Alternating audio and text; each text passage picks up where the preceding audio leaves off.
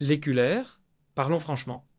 Le FC Barcelone a beau avoir réalisé un mercato plutôt intelligent, il reste une inquiétude majeure, la défense centrale. Vous le savez, moi je le sais, et même Hansi Flick le sait, le Barça n'a pas encore trouvé son véritable patron défensif. Mais voilà qu'un nom ressurgit, un nom déjà évoqué en 2024 et qui revient aujourd'hui au cœur de toutes les discussions. Marc Guéhi, international anglais de Crystal Palace, valorisé à 45 millions d'euros, et sans fin la pièce manquante pour sécuriser notre arrière-garde.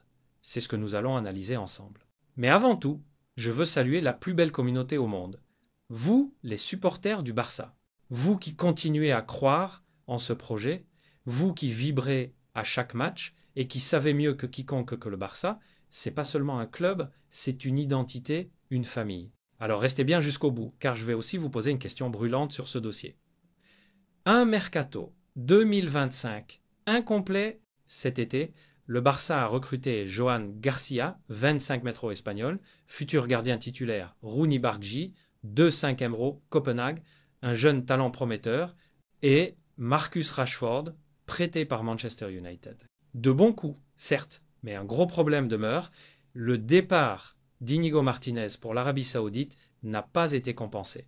Résultat, Flick jonglait avec Christensen, Eric Garcia, Araujo et Cubarsí. Mais soyons honnêtes, Christensen et Eric Garcia arrivent en fin de contrat en 2026 et pourraient partir libres. Araujo n'est plus intouchable, il a connu des passages compliqués. Seul Cubarsí incarne une vraie garantie pour l'avenir.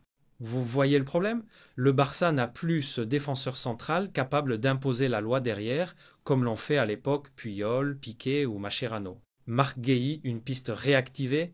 Selon le Mirror, repris par le Mundo Deportivo, le Barça surveille de près Marc Guéhi, 24 ans, international anglais, 10 à 8 secondes d'élection, pilier de Crystal Palace. Déjà suivi par le Barça en 2024, valorisé autour de 45 mètres. Un contrat qui expire en 2026 et surtout, il a refusé de prolonger avec Palace. Pour couronner le tout, son transfert à Liverpool, 40 mètres, a capoté au dernier moment cet été, faute de remplaçant trouvé par Crystal Palace. Résultat, Guéhi est toujours sur le marché, frustré et prêt à franchir un cap. Et là, les amis, une opportunité s'ouvre pour le Barça. Pourquoi Guéhi au Barça, ça peut marcher? Marc Guéhi, c'est un profil moderne, solide, physiquement, dur dans le duel, rapide et capable de défendre en avançant, ce que Flick adore. Formé à Chelsea, donc habitué à la pression d'un grand club, déjà expérimenté en première ligue malgré ses 24 ans, plus de 100 matchs. Imaginez une charnière Cubarsí-Guéhi, la jeunesse, la puissance, la complémentarité. On aurait enfin un équilibre entre le talent brut de la Masia et l'impact d'un défenseur formé dans l'une des ligues les plus exigeantes au monde. Un message aux fans, Cullers, soyons réalistes, le Barça doit investir derrière. Sans une défense solide, impossible d'aller loin en Ligue des Champions. On l'a vu ces dernières années, le talent offensif ne suffit pas si l'arrière-garde craque sous la pression. Alors je vous pose deux questions. Pour 45 mètres, faut-il foncer sur Marc Guéhi? Ou bien, le Barça doit-il garder ses forces pour une star défensive plus médiatique, comme Bastoni? Dites-le moi en commentaire, je vais lire vos avis et on va débattre ensemble comme une vraie famille culée. Le Barça a manqué des occasions cet été, mais le marché offre une nouvelle chance. Marc Guéhi pourrait bien être cette pièce manquante que tout le monde attend. À 45 mètres, dans un contexte où Palace risque de céder, l'opportunité est belle. Culler, l'histoire est en marche. Reste à savoir si Laporta et Deco auront le courage de frapper fort dès 2026. Visca Barça et Visca Catalunya. Oriol Romeu quitte officiellement le FC Barcelone. C'était attendu, c'est désormais officiel. Oriol Romeu ne portera plus le maillot du FC Barcelone. À 33 ans, le milieu catalan quitte son club formateur, un an seulement après son retour tant espéré au Camp Nou. Le Barça a confirmé la nouvelle ce vendredi soir à travers un communiqué. Est supérieur à un accord a été conclu entre le FC Barcelone et Oriol Romeu pour annuler son contrat avec le club dans les délais du marché des transferts. Le FC Barcelone remercie Oriol Romeu pour son professionnalisme, son engagement et son dévouement, et lui souhaite bonne chance et beaucoup de succès pour l'avenir. Arrivé l'été dernier en provenance de Gérone pour renforcer l'entrejeu blaugrana, Romeu incarnait un choix de cœur autant que de raison, celui d'un joueur formé à la Masia, revenu à la maison pour mettre son expérience au service du collectif. Mais les choses ne se sont pas passées comme prévu. Peu à peu relégué dans la hiérarchie, il n'a pas réussi à s'imposer comme titulaire indiscutable au milieu de terrain. Malgré un passage bref, Romeu laisse l'image d'un joueur respecté dans le vestiaire et apprécié pour son professionnalisme. Le Barça perd un soldat discret mais exemplaire. Son avenir reste à écrire. Mais une chose est certaine, Oriol Romeu quitte Barcelone par la grande porte, avec la reconnaissance du club et des supporters. L'éculé, ce dont on va parler aujourd'hui, est un vrai casse-tête pour le FC Barcelone. Un de ces dilemmes qui ne font pas la une des journaux comme un transfert XXL ou un clash médiatique, mais qui peut changer l'équilibre d'une saison entière. Je parle de Andreas Christensen. Oui, le Danois. 29 ans, discret, sobre, jamais dans les polémiques. Et pourtant, le Barça se retrouve devant un choix crucial le concernant. Le garder et prolonger son aventure, ou le laisser filer gratuitement l'été prochain? Le contexte. Un mercato entre calcul et sacrifice. Le Barça sort d'un mercato estival où chaque euro a compté. Les dirigeants ont jonglé entre ventes, inscriptions tardives et renforts limités.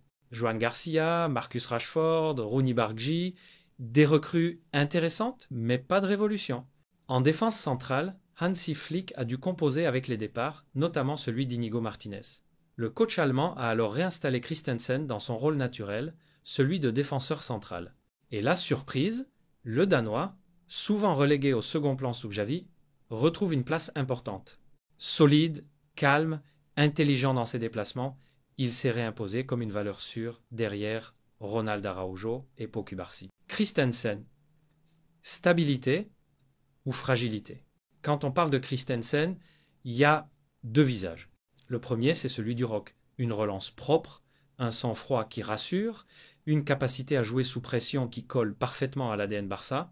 On se souvient de sa contribution énorme lors de la Liga 2022/23, remportée sous Xavi. Mais il y a aussi l'autre visage, celui d'un joueur souvent freiné par les blessures, manquant parfois de régularité, obligé d'être repositionné en sentinelle par manque de solution. Avec Flick, fini les bricolages. Christensen rejoue à son poste de cœur, axial droit ou gauche, dans la charnière, avec pour mission d'assurer la stabilité défensive. Et jusqu'ici, il remplit parfaitement son rôle. Le dilemme contractuel, et c'est là que le problème arrive. Christensen est en fin de contrat en juin 2025. Aucune discussion de prolongation n'a encore été ouverte. Pourquoi? Parce que le Barça a d'autres priorités. Prolonger Frenkie de Jong, régler la situation d'Eric Garcia, sécuriser les jeunes talents comme Cubarsí et Bald. Résultat, l'avenir de Christensen passe au second plan. Pourtant, dès janvier 2025, il sera libre de négocier avec n'importe quel club.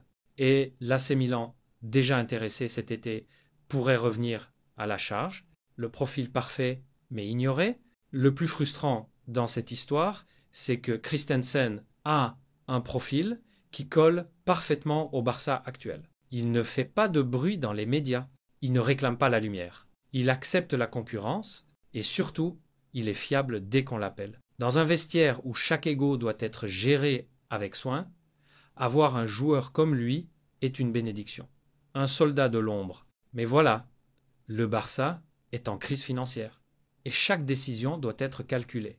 Garder Théon Christensen au risque de bloquer une place pour un jeune ou de perdre une possible vente, ou laisser en partir un joueur expérimenté, recruté gratuitement, mais qui pourrait rapporter 0 € si rien n'est fait. Le poids sportif de son rôle, la vérité culée, c'est que Flick le sait, Christensen est un atout tactique majeur. Avec Araujo souvent blessé, avec Koundé parfois en difficulté, et avec Cubarsí encore jeune, le Barça a besoin de stabilité. Et Christensen, c'est ça, de la stabilité. c'est aussi un joueur qui connaît la Champions League, qui a gagné avec Chelsea, qui sait gérer les grands rendez-vous. Peut-on vraiment se permettre de le perdre gratuitement? Une décision à prendre vite. Le Barça n'a plus beaucoup de temps. Soit le club propose une prolongation dans les prochains mois, soit il risque de voir partir le Danois libre comme tant d'autres avant lui. Et vous le savez, dans le football moderne, laisser filer gratuitement un joueur de ce niveau est presque une faute de gestion. Le message aux supporters, l'éculé, Christensen, ce n'est être pas la star que l'on affiche sur les posters. Ce n'est pas le joueur qui vend des maillots comme Lewandowski, ni la pépite que l'Europe surveille comme Lamine Yamal, mais c'est l'un de ces joueurs silencieux sans lesquels une équipe ne tient pas debout. Le Barça est face à un dilemme. Sécuriser son avenir à court terme, en le gardant, ou miser sur d'autres priorités et risquer de le perdre. La question est simple. Que feriez-vous si vous étiez Joan Laporta? Vous prolongez Christensen pour préserver l'équilibre de la défense, ou vous acceptez de tourner la page, au risque de perdre un soldat fiable? Réagissez en commentaire parce que ce débat, c'est aussi celui de tout le peuple blaugrana.